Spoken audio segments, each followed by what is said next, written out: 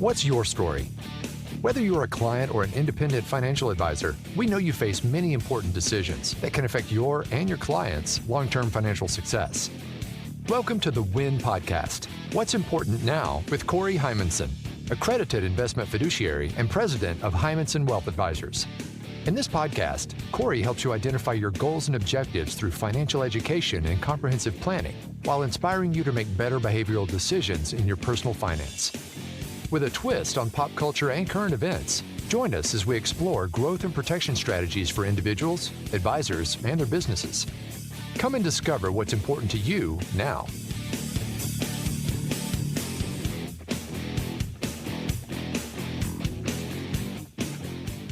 Hello and welcome to the WIN Podcast with Corey Heimensen. Corey, what's going on?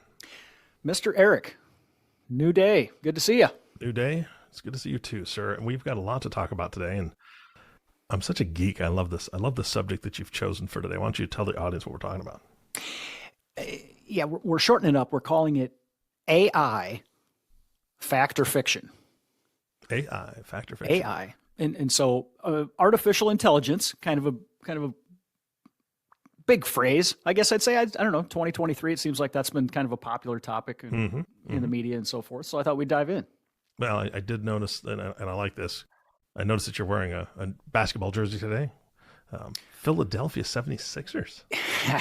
So why don't you explain what this jersey is all about? You know, let's go back a step. I mean, I'm a middle-aged man. You know, how many appropriate places are there for me to actually wear an NBA basketball jersey? That's a good question. I have no idea. It's probably a limited handful or less of local places or any places where my family would not be embarrassed with me wearing this. But anyway. Okay, hang on. We're going to pause right there for a moment. Audience, here's the deal. I would like you to send in suggestions of where Corey can wear his jersey in his local area. Just give him suggestions and see, which ones he'll go through with, because I think it would be great. Church is my first thought. Okay, no, I don't want to do that to you. But yeah, I think it's great. You should be able to wear it wherever you want. Challenge accepted. If I get 12 ideas, I will do the 2024 calendar of Corey jersey spottings. It's like, where's Waldo? where's Corey in his jersey? That's fantastic. I love that. It is brilliant. Okay, done. Deal. All right, back on track. So why are you wearing the jersey? Yeah, so I am a Philadelphia 76er fan. Do not live in Philadelphia, do not live anywhere near Philadelphia, but just my team growing up. My dad was a Boston Celtics fan, and their arch rival was the 76ers, so I must have just latched onto them sort of out of an antagonistic standpoint. Yeah. But anyway, I'm wearing number 3 today, who is my favorite Sixer of all time, right behind Julius Erving, but Allen Iverson. Okay, Allen Iverson. I get that. It's a good player. So initials. Do you get the tie in here? Okay, now I do. It took me a little bit. I'm being pretty witty. AI. Yeah, AI. There we go. Okay. You bring these things so far back around. You got me on that one. But wait, there's more. Okay. So as you say that, at the end of this podcast, I'm going to have a final reveal. Which is going to bring everything full circle. So Stay tuned for that. That's fantastic. Okay, I will stay tuned for that. We're wound up today, I think, or maybe it's just me. I don't know. No, this is fun. Here's the thing: is I love the fact that you bring just topics to your audience that are relevant, that are in the news. Obviously, you started this podcast for educational purposes. I don't know how much education the audience is going to get out of today's podcast, but this is it's on a lot of people's minds. It's on pretty much everybody's mind. Well, and no, I appreciate that. And what I've really found is I didn't get into this podcasting to put out 25 or 35 minute segments of boredom. Yeah. We want it to be entertaining. We want it to be some, there should be some education that comes out of every episode, but we're here to entertain. And if we can have a laugh or two along the way, that's just a solid day for me.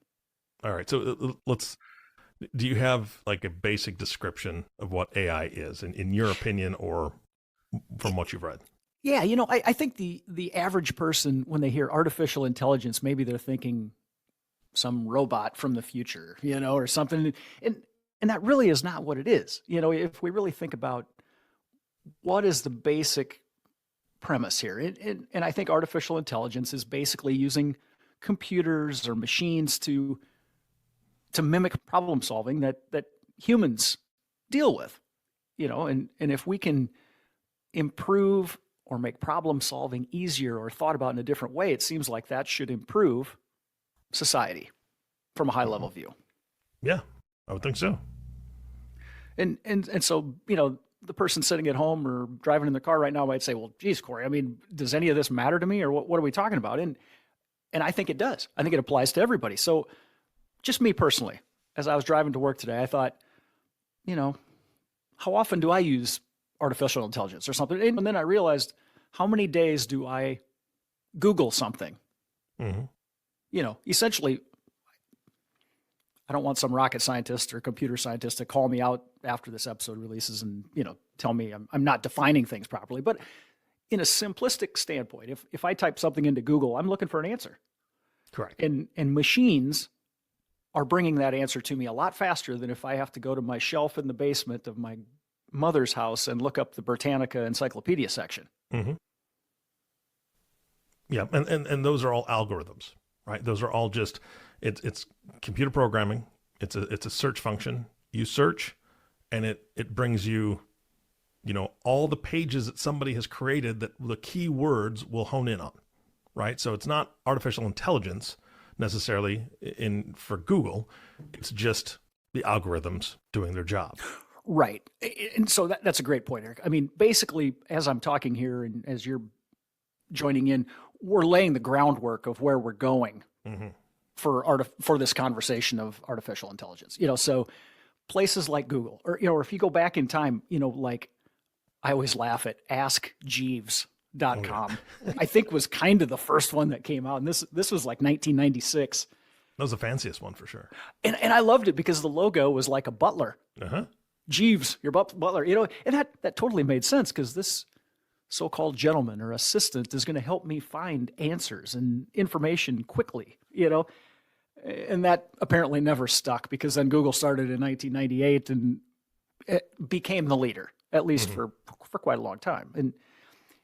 And where we're going with this, these algorithms or these machines, they're piling up information and it's just human nature. We want it to be easier and better. And that's where we're going. Yeah. All right, Corey, so let me ask you this. What are you hearing from your clients? What are you hearing from the folks in your area? We don't live in the same area, though it's similar. We're in the Midwest. But what are you hearing from the folks around you as far as their concerns or their hopes, their excitement? What are you hearing? I think there's two categories that really come to my mind, or two topics, two concerns. And the first one is people that say, oh, I was with so-and-so and we were talking about buying red shoes for my grandson or, whatever. Mm-hmm. I don't know, some specific retail item, let's say. And then a day later or a few days later, every time they surf the internet on their phone or on a desktop computer, there's ads for that pair of red shoes or that mm-hmm. or that retail item. And people say, oh, they're, the machines are listening to me. Well, heck yeah, they're listening to you. I mean, if you're sitting in your house and you've got an Alexa or you've got a phone with a certain carrier that, has Siri, they're built to listen to you, to try and get into your life, hopefully in a good way, to assist you and make things easy. Mm-hmm. So the point of that number one item, I guess, is that we all want life to be easier, right? Yeah. and that comes with a trade-off. And that trade-off can be at times, well, maybe that's, I don't really want to say scary, but I mean, it's like, there's a consequence. All decisions have consequences. How about that? Yeah. The second thing that really jumps out at me is people that pull from the media, pieces of information about self-driving cars or self-driving trucks or, things of that nature. And they say, that's crazy, that's scary. And I don't know. I mean, the business owner in me says, and I'm not trying to pick on any industries, but if I own a trucking company and maybe I can have a truck that goes across the entire country in the middle of the night, driven by artificial intelligence, or I'm not paying a person to sit in that truck. I mean, that could be a good advancement in my industry. Mm-hmm. Absolutely.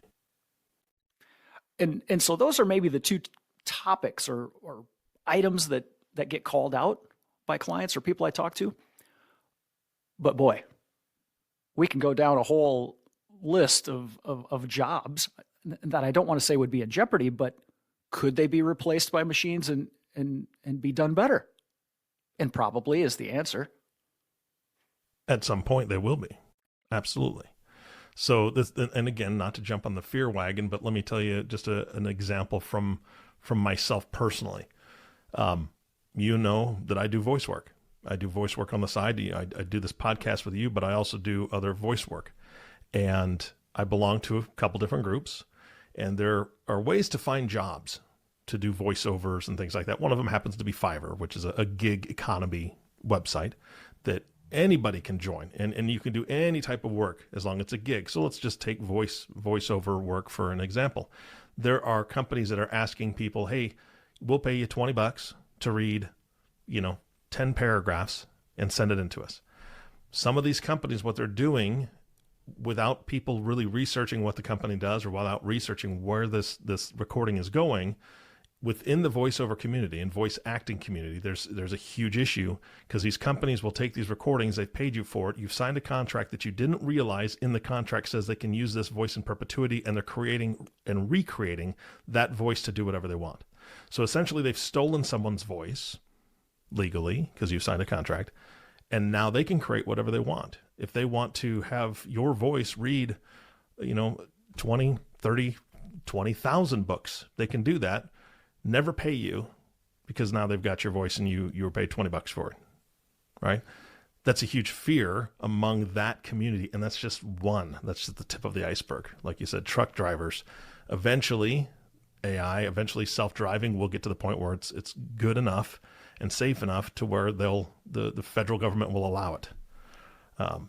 And that can be problematic for those that have that job, right? Absolutely. Absolutely. And, I can just see people sitting in front of me saying, oh, that truck without a driver. I mean, how can that be safe? How can they do that? Well, you think about it, there's a lot of bad drivers in our country. Mm-hmm.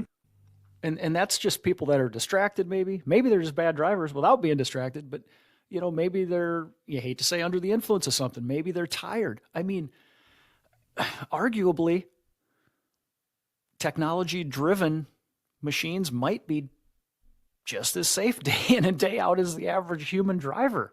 Yeah. And I'm not trying to start a fight here, but I mean, with anybody, but you have to be open-minded to it, I think. Just look at the facts. Look at the facts. When I drive, I sing. I'm not distracted. I'm singing to the radio, having a good time. I'm looking around. I've got my eyes on the road, but at the same time, I love to see where I'm going. I love new places, taking in the scenery. I'm a very safe driver. I haven't had an accident since I was probably 16, 17 years old. But bottom line is that computer can make decisions, way more decisions than I can in a millisecond, right, comparatively, right? So it can take in all that information. And as far as safety is concerned, as long as they're able to execute what the decision-making is, and that's kind of where they're trying to figure out, how do we get them to execute the right command at what point in time, it will be safer than a human being. I can't say they're there yet. I have no idea, but it will be. And so that's what we have to look at. And in considering all the other types of jobs that AI could do, you and I spoke about ChatGPT. I don't know if the audience is familiar with it, but ChatGPT, they've called it the Google killer because it's not just a search engine. It's something that can do so much more. Like a search engine, like I said, it goes by the algorithms. It takes in SEO, search engine optimization, into consideration for what web pages it brings you. But the first time I used ChatGPT, I told it, write me a children's cookbook of 10 cookie recipes that someone with a third grade reading ability could follow and cook with adult assistance. Within 30 seconds, it wrote an entire book for me with 10 different cookie recipes. And it wasn't something that drew it from a website or it gave me a web page to look at. It drew that information from all the data that's online. It has every piece of data that has been online since up to 2020 is basically what they're saying. I think they've actually expanded a little bit more, but up to 2020, from the existence or the invention of the internet, it has all that info. And it crawls all that and gives you that information. And it literally wrote the whole thing in 30 seconds, Corey. Right. And if you wanted to do that research yourself or write that same book yourself, I mean, could you do it as well? Probably not. Could you do it as fast? Definitely not. Not a chance. I'd get bored halfway through and start making cookies. Yeah. And so then the question becomes, is the information accurate? Maybe. Maybe not. But I mean, you and I could go to a library and probably pull books off a shelf, and I don't know if all that information is going to be accurate or not either. So, I mean, again, consequences to every decision, but you got to be open-minded to, hey, this might improve my life, and maybe there's some downside to it, but I don't know. Yeah. So the book was one thing, right? Because you can pull recipes off the internet and they're all over the place. The other thing that I asked it to do, and I'm a Trekkie and it's kind of a nerd like this, but I asked it to write a script for a Star Trek episode featuring Data, who's a robot. He wants to sing opera and his journey singing opera. And then I also asked it, please add a shocking event at the end of the show as a cliffhanger to keep the audience wondering what's going to happen next. 30 seconds. It wrote the entire script with all the other, the only character I asked it to write about was Data, but it incorporated all the other regular Star Trek characters because it knows them, right? It knows it because of all the information on the internet. 30 seconds, wrote me a 4-part script. Amazing. And it was creative. It didn't pull it from any existing script. And that's the thing that people are failing to understand a lot of times with things like this. It actually can create, not just duplicate or not just copy or not just send you to something that is pre-existing. It can create on the spot. And that's where that decision making comes in when you talk about self-driving cars and other types of technology. I'm fascinated by this, obviously, because I'm talking a lot. Well, no, and it's great. I mean, and this is exactly why Alphabet, the company that owns Google, Meta, and Microsoft, these companies, they get it. They understand that this is a game changer, and this is probably inning 1 of inning 9 in the baseball game of this type of thing. And it's only going to improve. It's going to get bigger and better. And, you know, there'll be a day when we won't use the traditional Google search probably. Yeah. Because we want the data more specific and refined. Yeah. And I want to go back to something you said because it was brilliant. Is it accurate? That is the absolute question.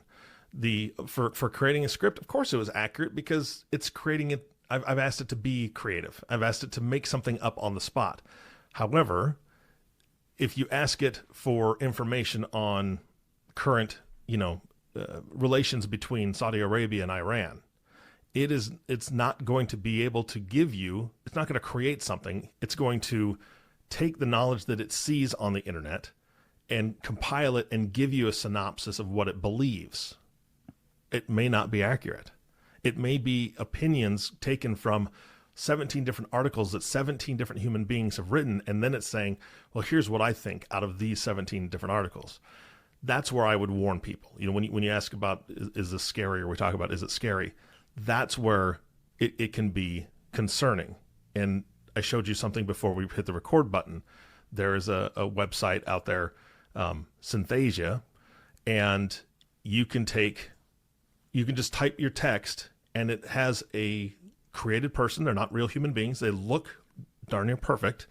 And you can create a script and they will read it as though it's a human being reading it. And you could do news reports. And in fact, China has been accused of doing this a couple times where they've created fake news reports that is slanted toward the Communist Party, toward their agenda. And they put it out there in the world. It was a white guy with a stubbly beard. That was the quote unquote reporter. It was all fake. The guy wasn't even a real human being, but it looked authentic. That's where people have to use discernment and say, where am I getting my news sources? Where is this coming from? Is this true? Is this accurate? How do I find out? Yeah, this is wild stuff, and we're just on the tip of the iceberg here. But the first thing that comes to mind when you relay that story is people should not panic and think, oh, the world is going to end. We've had propaganda before. Mm-hmm. Can we go look back to, let's say, World War II? Were there posters hanging up? Were there flyers handed Absolutely. out? This isn't a new topic, or what's the old saying? The only new things in society are things or history you haven't learned or don't remember. Yeah, something like that. I really butchered that, but you get the gist, and maybe the big thing I think about is, how old is the United States? We're not even 250 years old. And if I'm in my 50s, I've experienced 20% of our country's history. And think about, man, my grandmother didn't have a refrigerator, in her house. I mean, she had an icebox and, milk delivery and stuff like that. It's like, now we got DoorDash and we've got Siri and, we can go on and on. It's just the world develops, or good countries develop. How about that? And capitalism is part of this too. And there you go. There we're into the economics and the investing part of this. Capitalism is a good thing. Mm-hmm. Companies improving themselves to make money is a good thing. And even in this situation, I think there will be companies that really take advantage of this stuff and improve themselves and get more profitable. And the dark side is there's going to be companies that maybe use it in a different way. And, maybe we don't really want to go down that path. But I mean, it's going to happen. Mm-hmm. Absolutely. But so I want to take your example and run with it just for a moment. The microwave. Can you, I'm sure there are people in this listening audience that remember their grandmothers or even maybe their parents that when the first microwave came out or when they first found out about the microwave and they saw it in the store, they're like, there's no way on God's green earth that's coming to my house. It cooks things in that box like an oven does, but there's no heat. There's zero heat. You open the door, there's no heat. You open the door of an oven, you get blasted in the face with 450 degrees of air, right? So how is this cooking? It's not magic. It's got to be some sort of radiation or, especially when the microwave was introduced during nuclear time, they're like, oh, this is going to blow up my house. Right. So there's always something that it's disconcerting because people don't know how it works. And I think that that's part of this. And I want to take it back because not too many years ago, Corey, Robo-Advisors were the big news topic. Robo-Advisors are going to take over the industry. And what it boils down to is trust. People aren't going to trust a robotic advisor who doesn't have a relationship with them. This is what you do on a daily basis. You build relationships, you build trust. Everybody's talking, can you trust a self-driving car? Can you trust an AI? Can you trust these videos that are being created by countries that want to have, spread their own agenda? No, not necessarily. What you can trust is a relationship. So I'd love for you to talk kind of about how Robo-Advisors crept up, and I really haven't heard a whole lot about them for the past couple of years because people, I think, realize it's relationships. Oh, exactly. And the thing that I think drove the robo craze, let's say, is that they really pitched cost. Yeah. Or lack of cost. You know what I mean? That people could use a robo platform and get the same portfolio or same service as their neighbor and the next person down the street, regardless of anything personal to those individuals. You just got painted with the same brush. Yeah. Everybody that falls into this certain age category, you get red apples in your bucket. You know what I mean? Yes. But, maybe you have different situations in your life or a different background, different future, different goals. And so you need bananas and oranges in that bucket and not just red apples, and yeah. Cost is really only important when you're weighing it with value. You know what I mean? If you get value for whatever you spent, that was a good decision. And that right there is probably why some people drive really cheap cars and some people take expensive vacations, because they have different priorities. Mm-hmm. They have different opinions of what is valuable to them. And if you get value that exceeds your cost, that was a really good thing. And an advisor, whether it's me or somebody else that's like me, that's an accredited fiduciary, we are people that deliver value day in and day out, and you can get better outcomes when you have somebody that cares about you. Yeah. Yeah. The relationship is key, right? I mean, I think I don't think anybody can argue that point, right? There's no relationship with a car that's self-driving. Good for it.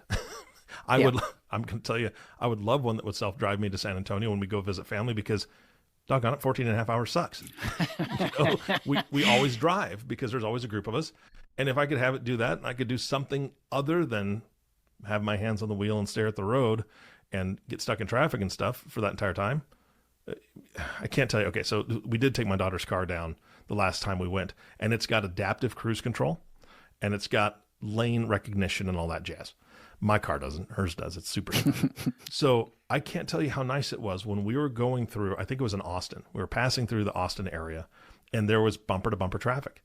I didn't have to use the brake pedal or the gas pedal because it was still moving, and it was still under cruise control. So it would when the car in front of me would move, it would go with it. And when it slowed down, it would stop. I was like, this is fantastic. I don't have to do this back and forth pedal stuff. You weren't even in the front seat. You were probably laying in the back seat by that point. No, my arms aren't long enough because you do have to hold on to the wheel. Otherwise, it'll say, put your hands on the wheel. Starts yelling at you, reprimanding you. Exactly. It doesn't self-drive completely. But most of the cars these days have like an adaptive cruise control where it'll match the speed of the car in front of you just for your own safety and so on and so forth. That's great. That takes just a little bit of the stress and strain off my legs going back and forth for as long as they would in bumper to bumper traffic. Like, most people have experienced that. But eventually I'd like it to self-drive itself so I could take a nap or whatever, whatever's going to be allowed in the future. Yes, I'll be in the back seat hanging out with the kids or whatever, playing with the grandkids, we'll play cards, right? So, and that's something I see all the time is that people, clients, they seem to focus on little things far too often. Mm-hmm. You know what I mean? At the end of the day, people need to enjoy the bigger things, enjoy family, enjoy your hobbies and things like that. And so if there's tools or little things like this that can free up some of your time, that's a win also. Absolutely. Because you can enjoy the things that are really more important because, hey, father time is undefeated, right? Mm-hmm. I mean, we all have a limited amount of time on this earth. And so why not enjoy what you can enjoy, control what you can control, and go about your day and stay optimistic. Yeah, absolutely. No, I love that. And again, I know that I talked a lot on this podcast. I kind of took it over. I apologize. I'm passionate about it. I hope people don't fear it, but I just want to reiterate that you have to be able to trust what you're working with, no matter what that is. And first and foremost, if there's a job that's being done by a human being, that is an opportunity for a relationship over a technology, right? And I think that's what I would leave the audience with. Right. And interestingly enough, just the other day, I saw a quote from Elon Musk, the leader of Tesla, the electric car Twitter company, guy. and Twitter. Yeah, that too. SpaceX. I mean, we can go on. But he was indicating that he thought someday, and I don't know what someday means, basically every human in the United States would have its own artificial intelligent assistant. Mm-hmm. And so I don't take that as, oh my gosh, we're all going to be replaced. No. What he's saying is, and that's a stretch to me, but I mean, if that happened, each one of us would have something, a thing, I don't want to call it a robot, but a thing that would make our lives easier. But we would still value the relationships with other humans, just like you mentioned. Yeah. I just don't want Neuralink in my brain because that's, by the way, that's the chip that it's a chip interface that he's, been part of creating. Yes. I like the guy. I think he does a lot of amazing things with a group of really smart people around him. It's not like he's doing this all by himself, but I could do without the hardware in my brain. Well, and he would admit it too. He's a person that's had successes. He's had failures, successes again. People that have innovative ideas don't always bat 1,000%. Yeah, no, absolutely. So there you go. The saving grace for that is that I believe that one of the things that he really would like to do with it is help people with disabilities. And the one that I'm bringing up specifically is Parkinson's, right? It's not saying that that's geared toward it, but I know that I have seen some video and I have seen some data where Parkinson's has been helped by a computer that is helping to do little electrodes or however it does its job. Yep. That it helps stimulate parts of the brain that lessen the effects or eliminate the effects of Parkinson's. It's not obviously being used widely because it hasn't been approved yet or whatever. But I think that that's where a lot of people's hearts are in situations like this. I just don't want that, assistant in my brain going, dude, you're late again. Hurry up. Right. You need to run to your next appointment. I don't want to hear that in my brain. So, yeah.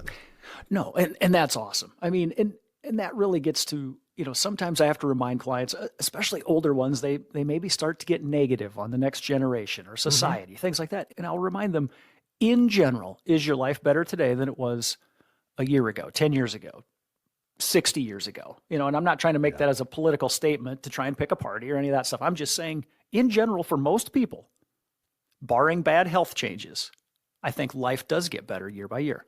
Yeah, agreed. And that's, I think your point is that's due to the younger generation usually, right? Right. Each generation has its moments where it's invented something, it's discovered something, it's created something. And the stuff that you and I are going to be experiencing and enjoying over the next 20 to 25 years, most likely will not be created by somebody our age. It'll be somebody who's a couple decades younger than us that is, fresh, brand new, getting in there and really, really having some pretty amazing ideas. Yeah. And the first thing that comes to my mind is I think my generation created MTV, and I'm talking music video TV. Yes. Probably not Jersey Shore MTV. Yes. Yeah, exactly. Just saying. Yeah. Yeah. And that was a good thing. And then somebody came along and ruined it. The next generation ruined that one. That's, I think, the point of that story. There you go. Oh, yeah. Man. All right. So I've been waiting all podcast for your tie-in. You said that there's going to be this big reveal at the end of this thing. It's not just big. It's huge. It's huge. It's huge. Okay. The final reveal. Here we go. We're circling back to Allen Iverson. He had a second nickname. Did you know that? I didn't know that. No. He was known as the Answer. Right. So there you go. All of this artificial intelligence stuff, everything we just talked about for, 30-ish minutes, isn't it really just about answers? There you go. That was a pretty big, that was a pretty amazing tie-in, my friend. I'll be honest. I didn't see it coming. I should have asked ChatGPT what was going on there. Probably could have. Yeah. Where's Corey going with this? Should have contacted my avatar and booked a meeting last time. Absolutely. Yeah, I just want an avatar that looks better than I do. Is that possible? I mean, I know it's possible, but I don't know how much I'm going to have to pay for it. All right. Well, here's the thing, Corey. We boiled this down to, or at least in my mind, we boiled it down to relationship is more important than technology at this point. And I think it's always going to be that way. So if people want to start that relationship, reach out to you, have a conversation, whether it's about this or Allen Iverson or their future. How do they get a hold of you? Absolutely. Give us a call. 800-657-4316. We're happy to talk about any topic, answer any question. Fantastic. All right. Well, thank you, my friend. Always a pleasure. Thank you. You bet. And our last thank you goes to you, listening audience. Thank you so much for tuning in and listening to the Win Podcast with Corey Heimensen. If you have not subscribed to the podcast yet, please click the subscribe now button below. This way, when Corey comes out with a new podcast, it'll show up directly on your listening device. And we humbly ask that you share this podcast, rate it, and leave a review, as this actually does help others find the show. Again, thank you so much for listening today. For everyone at Heimensen Wealth Advisors, this is Eric Johnson reminding you to live your best day every day. And we'll see you next time.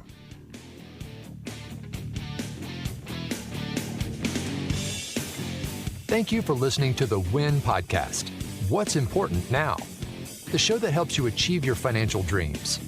To ask questions about topics covered during the show or get a copy of Stop Doing Dumb Things with Your Money by Corey Heimensen, visit www.heimensenwealth.com or give us a call at 712-472-3867.